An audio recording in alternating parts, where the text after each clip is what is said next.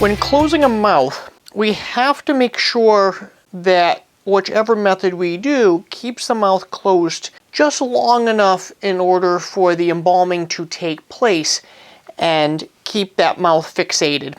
If the individual is not going to be embalmed and you are just doing a feature closing for a private viewing or an unembalmed calling hours, then in those cases the mouth and the eyes need to remain shut without the ability to fixate. So in either case, we want to make sure that we line up the features correctly so that they look natural. Using a needle injector, we can inject barbs with a wire on them into the jaw, and by doing that we're going to wire the mouth shut. Or we can use a ligature using string, suture string, in order to keep this mouth closed as well. If we do a suture, I'll show you that momentarily, and the suture can go in a couple different places. It can go down through the jaw, up through the nose, and make the tie in the mouth. You can make the knot in the nose. We can avoid pushing it through the jaw skin below the chin, or we can do so and hide that string, and I'll show you a few different methods in order to make that happen. Now, the other method would be if the barb does not stay in the jaw, we can push the barb all the way through the jaw, pull it through with some tweezers, some forceps on the other side, and then tie the barbed end around the jaw and allow that now to have a loop around the jawbone as opposed to just being held in by a barb. So one method would be using the needle injector with the barb. Now, just like hanging a picture on the wall, we have to be cautious that this barb doesn't have tension on it and doesn't pull out. Our plan is to keep the barb in. So in order to do that, just like hanging a picture on your wall, if we were to shoot the barb in like this, when we wire that jaw shut, it's going to actually pull that barb out. So we need to make sure that, just like hanging a picture on the wall, that barb shoots into the jaw like this. That's going to allow that tension. We're going to have something to pull on, and that barb's going to stay in. So we're going to shoot a barb in like this, and we're going to shoot a barb in like this to the lower jaw. So again, we want to shoot it in, shoot up, and we're going to shoot down at a slight angle. What we're going to do is we're going to insert the barb end into the needle injector. Now, there's a couple different types of needle injectors. The one that I'm using here is really the traditional method, the traditional version of it, but this does require you to have a semi-larger hand because you need to be able to get your palm of your hand behind this, and you need to be able to pull. Okay, now it doesn't reset itself, so you need to be able to reset it. You need to just pull it back, that resets it. And again, if I do that, it snaps. And what's happening here is that there's inside this piece, the end piece, the cap, there's almost like a hammering mechanism. So when I put the barb in, I'm going to slip it right into that groove, and it's going to go into that groove. What's going to happen is that hammering mechanism that clicks goes out, and that hammering mechanism is going to pound this in, and it's usually going to take 2 or 3 tries in order to get it in. The other type of needle injector, it looks more like a staple gun where the handle is able to squeeze to shoot that in, and those don't need to be reset like these do. Is I'm going to, again, I want to go at an angle where I can keep that barb in. So I'm going to go to the upper jaw, and I'm going to, and that's going to keep that barb where it is. I'm going to do the same thing to the bottom jaw.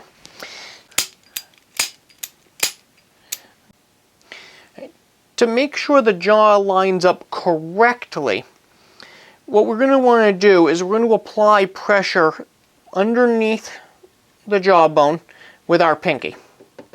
While doing that, we're going to be able to twist those wires while keeping that jaw shut. Keep it in place. Without even holding the head, I'm going to use a vise in order to demonstrate the mouth staying shut on its own. This now doesn't occur, and you do need to keep the mouth shut using your other fingers. For points of demonstration, just so we can focus on the wire here, if you were to take the wire and you were to twist it like such, then you're going to need a hemostat in order to actually get that tightened. You can see down here, you can see how loose this space is and how this term isn't really actually all that tight where that is holding together. So when I take it out of the vise, you can see that I have a lot of play here. Now, at this point, we're going to need hemostats in order to twist it. And we can just grab right down there and we can twist it. Okay? So that brings it together, and this method does work. And you can see what's happening here is that there is a bend in the wire, and it does hold it, and it's going to hold it long enough for us to embalm this body. And it's going to allow, once that fixation takes place, the mouth will stay shut and we won't really have an issue. But I'm going to show you another method to avoid all of this, avoid the use of hemostats, and get this tight right off the bat. Starting off with our two wires, we're going to bring those two wires together and we're going to pull. We're going to pull tension in order to keep those wires as far apart as possible. We're going to keep them, what we're going to do is we're going to keep them level horizontally, not vertically. This creates a loose wire. By keeping it tight, we can keep the wire tight right in here. So what we're going to do is we're going to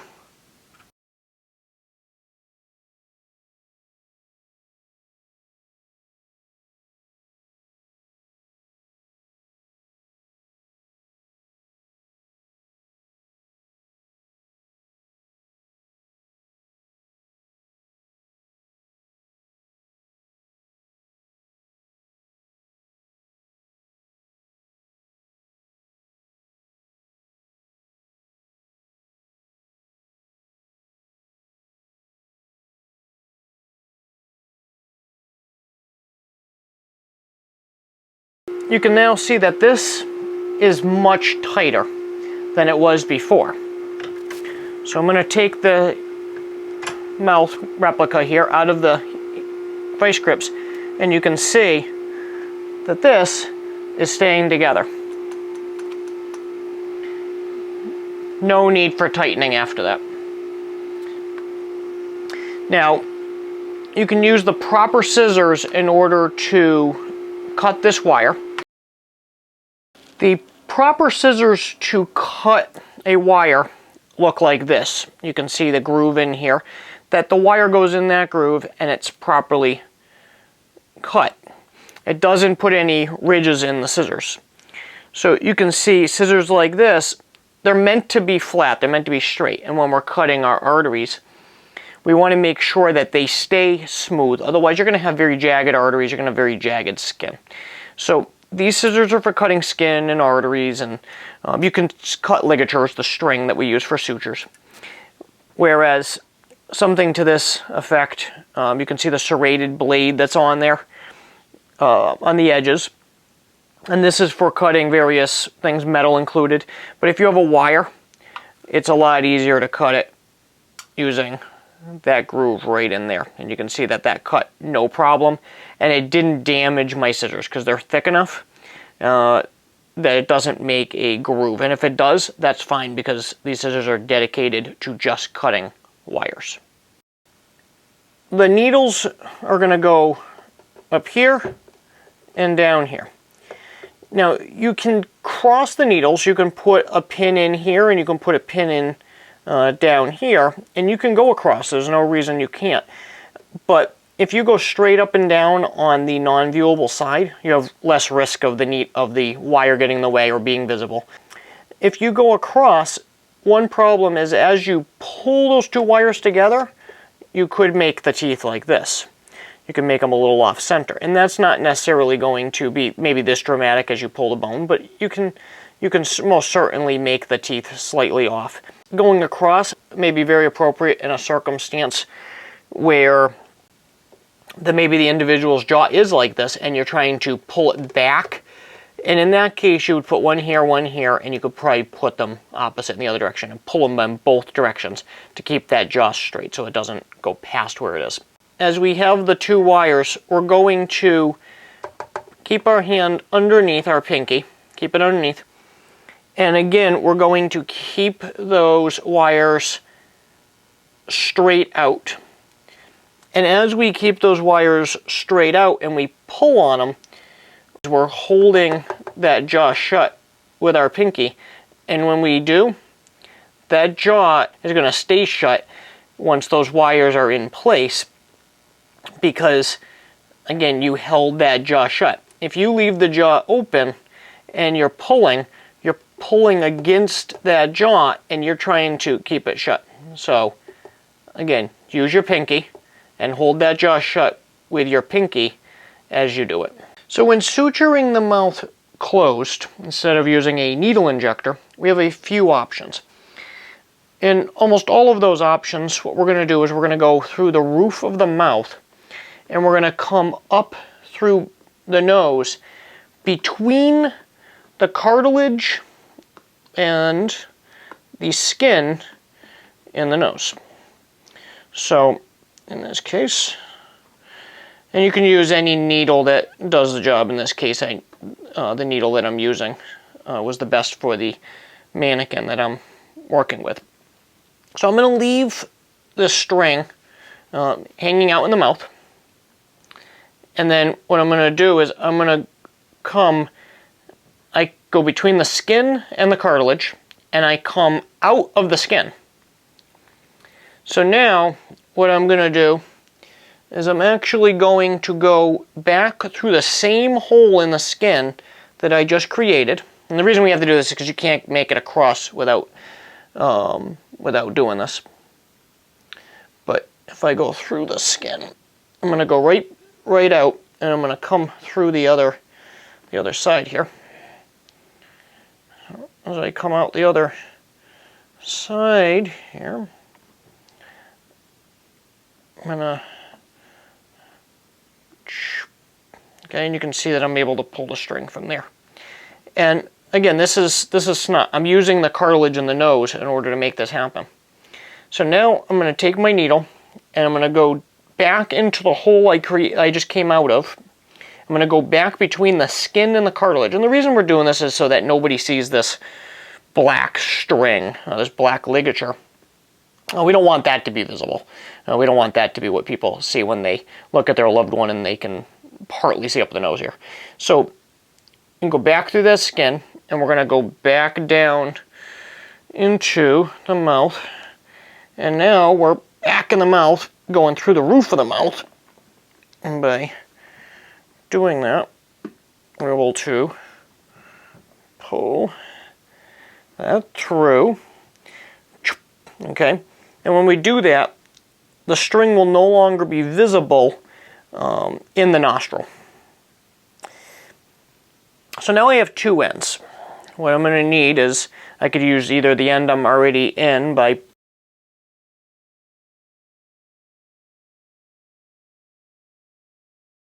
most of the time, trying to pull that through, you don't want to. So you can get that onto the other end. So now we have this end, and we have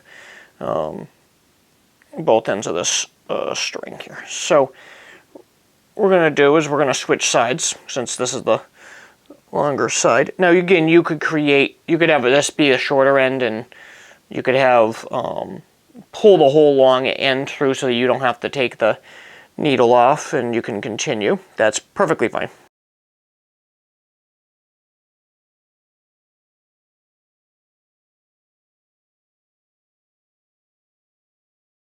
So now what we're going to do is we're going to go with two options on this side.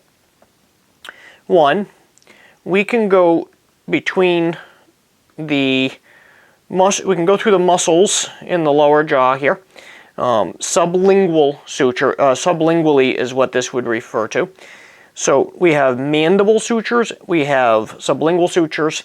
In this case, this will be a sublingual. So we're going, sublingual means under the tongue. So picture that there's an actual tongue in this mannequin's mouth. We would go through there, and we would come back out. And then we would tie these two strings together in this circumstance. But what we're going to do in this case is we're actually going to go down through this. We're going underneath the jaw. Okay, so we have the jawbone here, and when we do this, we're going underneath the jaw. And we're going to come out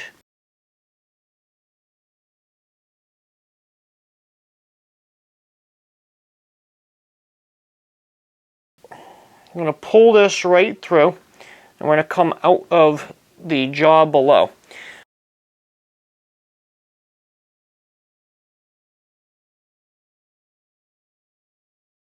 So we came out of there. We're going to go back through the same hole that we just created. So that way the suture can get pulled back inside. And we're going underneath the jawbone, and we're going to come back out in the mouth. When we pull this through,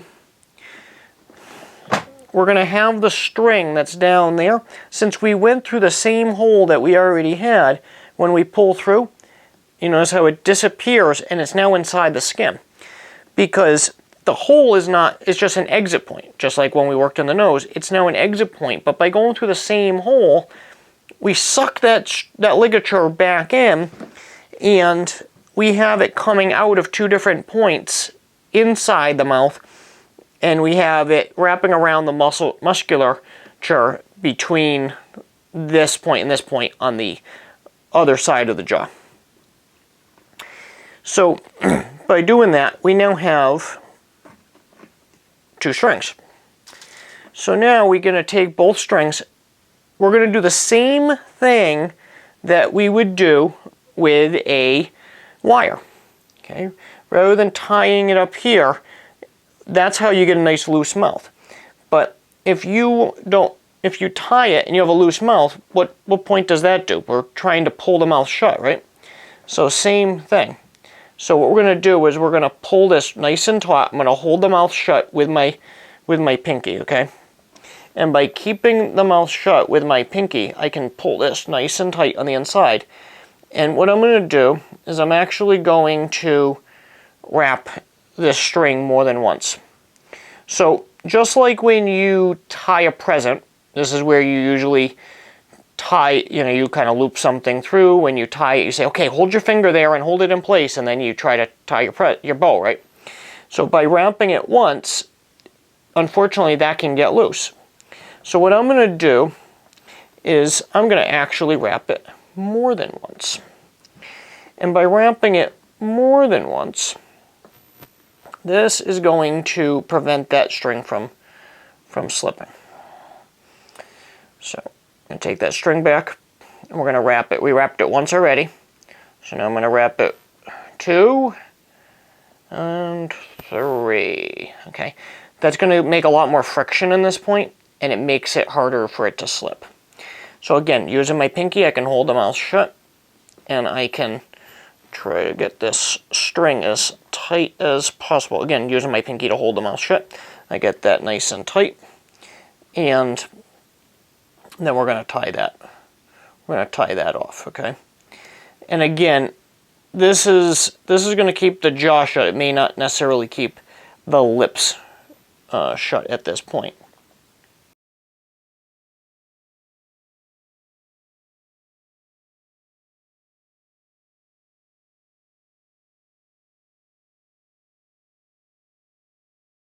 We can keep the lips shut using a stay cream. A stay cream is a very thick petroleum jelly, Vaseline type material. Okay, it's very similar to that.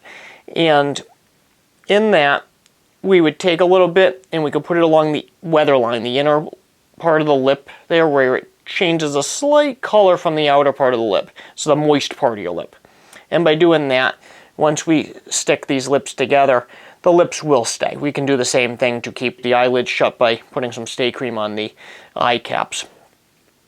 And this is a nice way to avoid using super glue, at least initially. If the mouth is having trouble staying shut, then we do need to resort to a super glue, crazy glue-like substance, or any glue for that matter, but the problem is that it does drip down. We may have marks from where it is. If you've done that right as soon as you're done embalming, the problem is you can't change those features because you've already set them in place. Whereas if you use a stay cream will keep those features temporarily in place, but they can be readjusted over the next couple days as the individual's body shape, moisture consistencies change, and we can take advantage of that opportunity to change it up again in a few days just before you put them in the casket. If the features still aren't setting properly, then using glue is usually the best alternative to go with. What's going to happen is we want to keep this mouth so it looks together but natural. We want to make sure that the jaws aren't in different directions. We want to make sure that you should have a perfect curvature to that mouth. Now, in all reality, and we teach you about the canon of beauty and restorative arts, but people are not perfect. Okay, people are asymmetrical, and we're going to look for that asymmetry to kind of give them more lifelike features. Normally, the features are not meant to be laid out with you laying on your back. When we normally look at somebody, they're usually standing up, and therefore the cheeks come down. They don't go back. And as a result, we need to build these features correctly in order to mimic the person, having the person lay down, but mimic an appearance as if they're standing up. Most people don't see someone laying in bed. We can get this through use of cotton. We can use mouth formers. Now, the problem with a mouth former is that mouth formers can cause a very bulged out mouth. Mouth formers are great when you're working with an individual that didn't bring their dentures. Dentures can be very hard to work with. They can unfortunately make, when you're trying to get the needle injector in, it can be very hard to get the needles in above where that dentures are because the dentures do take up part of the gums. In that case, when we're looking at making this mouth perfect, what we're doing is we're going to wire the jaw shut first, and then, or suture it, either one. And then we're going to start padding in the spaces. If teeth are missing, we're going to want to fill in those spaces to make the mouth level. Now, the mouth is made level by where those teeth are. If there's teeth missing, that's when we're going to get divots. If there's any rot, you're going to see a problem. The mouth is going to sink in. If you have an individual that normally wore dentures, and they're wearing dentures now, but they didn't wear dentures for a routine basis, these lips will sink in slightly. They're going to protrude into the mouth as opposed to protruding out of the mouth. That's just because the lips took the form of not having teeth there for so long. Top teeth here actually protrude out slightly. They don't. The bottom jaw sinks underneath the top teeth, so those top teeth have to protrude out just slightly, but not enough. So when we look, this upper lip protrudes out just slightly more than the bottom lip. Now, you may not notice right away, but let me turn him on his side. And again, because the mouth goes at an angle, it's still not recognizable. But if we look, there is a slight deviation between the two lips. Okay? And some people have their top lip does sink in more than the bottom. You might have bottom teeth that protrude out. And again, you want to make this look natural for that individual, not necessarily meet a standard textbook example of where the lip should be. So you want to look at photographs and try to make that match. But again, if you were to put a flat item along those lips, the top lip does protrude slightly more. Not recognizable, but if the person's lip doesn't protrude out, family is going to look and say, something's just not right about this. Again, we're going to use a little bit more cotton up here, and by using a little bit extra cotton on the upper teeth, we can allow that to happen. People are not used to being seen laying down. We're used to seeing everybody standing up. How do we make somebody look realistic and lifelike? Part of that may be padding cotton. And so you can see this individual, the cheeks are broad. This person looks as if they were standing up, right? But in a case where they were laying down, you're going to see the cheeks actually sink back slightly. And since those cheeks sink back slightly, you get more of a bulldog look. Even with someone that's young, you're still going to get that look. So by padding in right around this area, we can, not too much, you don't want these big chipmunk cheeks. We want to put some cotton in that area, and we can bulk up these cheeks just enough. They look natural, but take some practice to get this perfect. You can rip off pieces, cotton ball style. Just take some tweezers and work that into the mouth, and by working that in, you can get that into the cheeks, you can get that in, you can get that underneath the upper lip and the bottom lip. You're going to want to look at this person from the head. Since we're at the head of the table, we can look down on the individual. Now, I want to draw your attention to this person's mouth. So, as we're looking down on them, you may notice that the mouth is not perfectly symmetrical side to side. We're looking for an overall curve. We're not looking for a perfect curve. We're looking for an overall curve to that mouth. Side that's viewable, which is typically the right side. You can get a casket that does flip around and does reverse the person so that their left side is the visible side. And if there's trauma on the right side, that's an appropriate measure to make. Then look at the person from the viewable side and make sure that everything looks good. Lean over the individual a little bit more. How are they going to look from above, but from the right side from above? I hope this video helped you. Please click the icon in the lower right hand corner of your video screen to subscribe to get more videos just like this.